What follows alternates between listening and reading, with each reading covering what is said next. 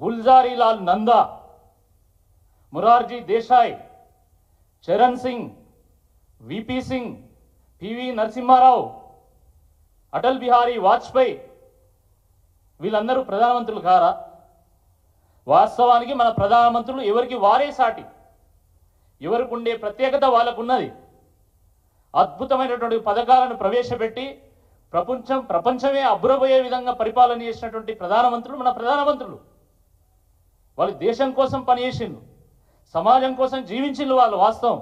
కానీ ఈ దేశం అంటే కేవలం నెహ్రూ, ఇందిరాగాంధీ, రాజీవ్ గాంధీ, నకిలీ గాంధీలు అనే విధంగా మీరు చిత్రీకరించడం ఇది దుర్మార్గం. ఇది మిగతా అందరి ప్రధానమంత్రులను అవమానపరచడమే ఇది.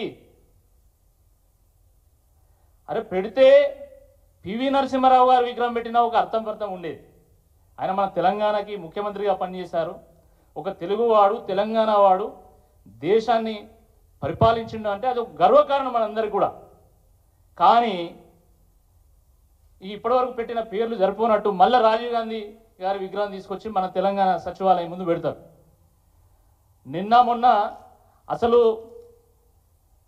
అసలు ఎన్నున్నాయి ఈ గాంధీల పేరు మీద, ఎన్ని విగ్రహాలు ఉన్నాయి, ఎన్ని స్టేడియంలు ఉన్నాయి, అసలు వీళ్ళ పేరు మీద ఏమేమి ఉన్నాయని చెప్పేసి మొత్తం లెక్క తీస్తే 17 కేంద్ర ప్రభుత్వ పథకాలు ఉన్నాయి, 49 రాష్ట్ర ప్రభుత్వ పథకాలు ఉన్నాయి, 26 టోర్నమెంట్లు, ట్రోఫీలు ఉన్నాయి, 17 స్టేడియంలు ఉన్నాయి, 4 జియోగ్రాఫికల్ ల్యాండ్ మార్క్స్ ఉన్నాయి, 9 ఎయిర్పోర్ట్లు ఉన్నాయి,